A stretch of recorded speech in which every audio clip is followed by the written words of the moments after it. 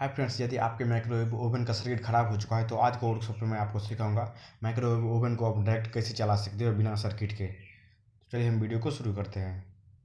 इस microwave oven को मैंने ओपन कर दिया है। इसके बाद इसके ऊपर जितना भी वायर है सारे वायर को हम निकाल देंगे और ये इसका मेन सर्किट है। तो जब भी हम इसमें पावर सप्लाई देते हैं और इसके ट्रांसफार्मर को ऑन करते हैं तो इसका जो मेन ट्रांसफार्मर का जो रिले है वो ऑपरेट हो जा रहा है, यानी कि ट्रिप हो जा रहा है, ये अच्छे से वर्क नहीं कर रहा है। तो एक्चुअली में मेरे को उतना अच्छे से नॉलेज नहीं है सर्किट का जो मैं इसके सर्किट को रिपेयर कर पाऊँ। तो हम इसे डायरेक्ट लगाएंगे। हम इस सर्किट को हटा देंगे, इसके सारे वायर को हटा देंगे और इसे हम डायरेक्ट लगाएंगे। यदि आप इसे डायरेक्ट करना चाहते हो तो आपको सबसे पहले ये चेक करना होगा इसका मैग्नेट्रॉन, इसका ट्रांसफार्मर, इसका कैपेसिटर, डायोड और हीटिंग एलिमेंट सही है या फिर नहीं है। यदि सही नहीं होगा तो आपका ये सही नहीं कर पाओगे डायरेक्ट। तो आपको ये चेक करने के लिए आप मेरे चैनल पे एक प्लेलिस्ट बना हुआ है माइक्रोवेव ओवन के नाम से, वो आप चेक कर सकते हो। वहाँ पे सारा चीज़ समझाया गया है कि कौन से कंपोनेंट को हम कैसे चेक कर सकते हैं। 2-3 तरीक़ा से समझाया गया है। हम इसके सारे वायर को निकाल दिए हैं। आप देख सकते हो यहाँ पे ये मेरा मैग्नेट्रॉन है और ये जो है ये मेन सप्लाई है जिसके अंदर से 3 वायर है। सबसे पहले ये जो आप देख सकते हो ये यहाँ पर एक वायर लगा हुआ है, ये ग्राउंड का है, तो इससे हमें मतलब नहीं है, इसके बॉडी में लगा हुआ है। उसके बाद 2 वायर बच गया, एक है रेड और एक ग्रीन। तो रेड वायर जो है वो फेज के लिए और ग्रीन वायर जो है न्यूट्रल के लिए है। तो लाल वायर जो है, पहले हम ग्रीन वायर को साइड रखते हैं और लाइव वायर को हम इसमें कनेक्शन करेंगे।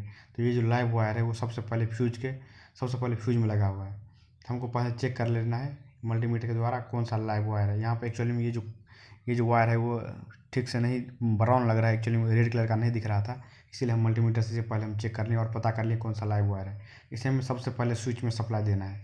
यहाँ पे एक स्विच है, तो स्विच का जो 2 पिन रहता है उससे एक पिन में हम एक वायर को लगा दिए हैं और इसके जो दूसरा वायर है, दूसरा एंड पॉइंट है उसी वायर का हम फ्यूज के दूसरे पॉइंट पर लगा दिए हैं।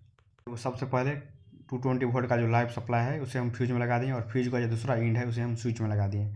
उसके बाद हम इस वायर को इस तरीके से इसमें फिक्स कर देंगे, क्योंकि ये जो मैग्नेट्रॉन है बहुत ही ज़्यादा हीट होता है। इसमें यदि वायर कोई भी टच हुआ रहा तो वो पिघल जाएगा और शॉर्ट सर्किट हो सकता है, इसीलिए आपको ध्यान से जोड़ना है। अब हम क्या करेंगे, स्विच का जो दूसरा पॉइंट है उससे हम एक वायर लेंगे, उसमें हम लगा देंगे और इस वायर का जो दूसरा इंड पॉइंट है हम यहाँ पे जो एक ये जो थर्मोस्टेट देख रहे हो, तो थर्मोस्टेट में हम थर्मोस्टेट के एक पिन पर लगा देंगे, किसी भी एक पिन पर लगा देंगे और इस वायर को भी हम इसमें इस तरीक़ा से फंसा देंगे ताकि इस मैग्नेट्रॉन में नहीं टच हो।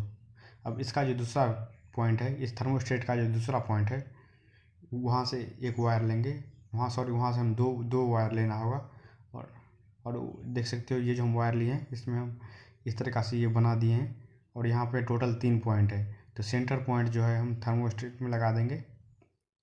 एक्चुअली जो थर्मोस्टेट है वो भी एक तरह से स्विच के काम करता है। तो थर्मोस्टेट में पहले हम लगा दिए और उसके बाद मेरे पास यहाँ पे 2 वायर बच गया, तो इसे हम हीटिंग एलिमेंट में लगा दिए, एक ऊपर में और एक नीचे में जो है ट्रांसफार्मर के किसी एक पिन पे लगा देंगे। ट्रांसफार्मर में यहाँ पे 2 पिन है जिसमें हम इनपुट सप्लाई देते हैं। फिर इस वायर को भी हम अच्छे से इसमें फंसा देंगे ताकि मैग्नेट्रॉन में टच नहीं हो। चलिए अब मैं आपको बता देता हूँ मैंने इसका कनेक्शन कैसे किया। सबसे पहले ये लाइव वायर है, ये फ्यूज में लगा, फ्यूज का दूसरा एंड पॉइंट जो है वो गया डायरेक्ट स्विच में। स्विच का जो दूसरा पिन है वहाँ से एक वायर निकला और गया थर्मोस्टेट के एक पिन पे, और थर्मोस्टेट से हमें दो पिन निकालना है। यहाँ पे एक को ट्रांसफार्मर के एक पिन पे लगाना है और इसके दूसरे पॉइंट को यहाँ पे जो हीटिंग एलिमेंट है उसके एक पॉइंट पे लगा देना है। तो मेरा लाइव का जो कनेक्शन है वो कंप्लीट हो चुका है और यहाँ पे हमें एक फ़ैन भी है, तो फ़ैन को हम कनेक्शन करेंगे, उसके बारे में अभी मैं बताता हूँ। अब मेरा जो लाइव का कनेक्शन है वो कंप्लीट हो चुका है। अब हम न्यूट्रल का कनेक्शन करेंगे। तो हम इस तरह का एक वायर ले लिए हैं जिसमें 3-4 पॉइंट है। उसके बाद मैं आपको इसे कनेक्ट करके दिखाता हूँ। पहला सर्किट कंप्लीट हो गया लाइव का। हम न्यूट्रल का सर्किट हम शुरू करेंगे। तो इसे हम क्या किए, फैन का एक पिन में लगा दिए और उसी से एक वायर कनेक्टेड है, उसे हम हीटिंग एलिमेंट के दूसरे पॉइंट पर लगा दिए, इस तरीक़े से लगा दिए और उसी में एक वायर कनेक्टेड है, तो उसे हम डायरेक्ट क्या करेंगे, ट्रांसफार्मर के एक पिन पे लगा देंगे। ये सारा सीरीज में होगा। सबसे पहले हम क्या किए हैं, फैन में लगा दिए हैं, फैन से वही एक सेम उसी में से एक वायर कनेक्टेड जो है उसे हीटिंग एलिमेंट पे लगा दिए, हीटिंग एलिमेंट के दूसरे पॉइंट पे लगा दिए हैं और उसी में से एक जो वायर कनेक्टेड है ट्रांसफार्मर के दूसरे पॉइंट पे लगा दिए हैं। इस तरीक़ा से आपको कनेक्शन कर देना है।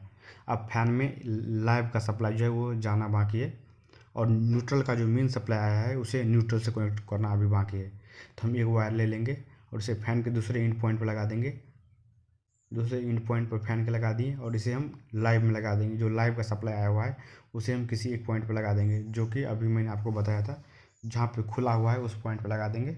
और यदि आपको खुला रहता है तो उसे आपको अच्छे से उस पर टेप भी लगा देना है। और उसे लगाने के बाद आप देख सकते हो मेरे पास ये जो ग्रीन वायर है जो कि न्यूट्रल है, इसका कनेक्शन अभी हम कर दिए हैं न्यूट्रल में। ये देख सकते हो, इस तरीक़ा से आपको भी कनेक्शन कर देना है। यहाँ पे हम इस न्यूट्रल में कनेक्शन कर दिए हैं। जो भी सर्किट में जो पिन है उसमें जो हम वायर लगा रहे हैं उसे आपको अच्छे से दाब के टाइट से लगा देना है। चलिए मैं आपको इसका फिर से सर्किट बता दे रहा हूँ। स्टार्टिंग से यहाँ पे 3 वायर है जो कि एक अर्थ में लग गया है, दूसरा यहाँ पे 2 वायर है, एक ग्रीन कलर का वायर, एक रेड कलर का वायर। सबसे पहले लाइव वायर का हम कनेक्शन करते हैं। तो लाइव वायर जो आप देख रहे हो सबसे पहले आया फ्यूज में, फ्यूज की एक पिन पे, और फ्यूज से दूसरे इंड पॉइंट से हम ये जो लाल वायर है देख सकते हो, सबसे पहले लाल वायर है फ्यूज से कनेक्शन होके, फ्यूज से दूसरा वायर आया रेड कलर का, वो डायरेक्ट गया स्विच में। स्विच की एक पिन पे लगा हुआ है, स्विच के दूसरे पिन पे से जो एक वायर आया है वो डायरेक्ट गया थर्मोस्टेट पे। यहाँ पे इस तरीक़ा से गया थर्मोस्टेट पे वाइट वायर। और फिर थर्मोस्टेट का जो दूसरा पिन है वहाँ से हमें 2 वायर को निकालना है। एक वायर को लगा देना है हीटिंग एलिमेंट पे और दूसरे वायर को लगा देना है ट्रांसफार्मर पे। यहाँ पे आप देख सकते हो एक ट्रांसफार्मर पर लगा हुआ है, दूसरा जो है हीटिंग एलिमेंट पे लगा हुआ है। तो और यहाँ से जो एक वायर गया है लाइव का, वो इस फैन पे लग गया। तो ये जो मेरा लाइव का सर्किट कनेक्शन है लाइव वायर का वो कंप्लीट हो चुका है। आप न्यूट्रल का देखेंगे जो कि ग्रीन वायर है। ग्रीन वायर आया, सबसे पहले हीटिंग एलिमेंट पे लगा, हीटिंग एलिमेंट से ही एक वायर गया है यहाँ पे, एक फैन की ओर गया है, और दूसरा वायर जो है यहाँ पे आया है। ये जो है सॉरी ट्रांसफार्मर है, इस पर मेन ट्रांसफार्मर है जिस पे ये वर्क करता है एक्चुअली में, वो वहाँ पे आया है। तो इसका दोनों सर्किट इस तरीक़ा से कंप्लीट होता है। दोनों सर्किट का कनेक्शन मैंने आपको अच्छे से बता दिया। अब यहाँ पे आपको सबसे बड़ा बात ध्यान ये रखना है, जितना भी वायर है उसे आपको सेपरेट अच्छे से उसके मतलब जो प्रॉपर जगह है वहाँ पे फंसा देना है। क्योंकि ये जो मैग्नेट्रॉन है वो बहुत ही ज़्यादा हीट होता है, बहुत ही ज़्यादा हीट होता है। तो यदि उसमें टच हुआ तो वो उसका जो इंसुलेशन है प्लास्टिक है वो बरक जाएगा, इसलिए आपको सेपरेट कर देना है। अब हम क्या किए हैं, जो टेस्टर है इसे हम इसके अंदर रख देते हैं, उसके बाद हम इसमें पावर सप्लाई देंगे। और ये इसका जो स्विच है इस पॉइंट पे लगा हुआ है। जब तक इसका जो गेट है गेट नहीं लगेगा तब तक ये वर्क नहीं करेगा। चलिए मैं आपको दिखा देता हूँ। देखिए गेट ओपन किया, ये बंद हो चुका है, देख सकते हो इसका फ़ैन भी बंद हो गया। उसके बाद हम इसका गेट लगा देते हैं, गेट लगाते ही इसका फ़ैन शुरू हो जाएगा, आप देखना। गेट लगा देंगे, गेट लगाते ही आप देख सकते हो इसका फ़ैन शुरू हो गया और यहाँ पर टेस्टर ये जलना बंद हो गया।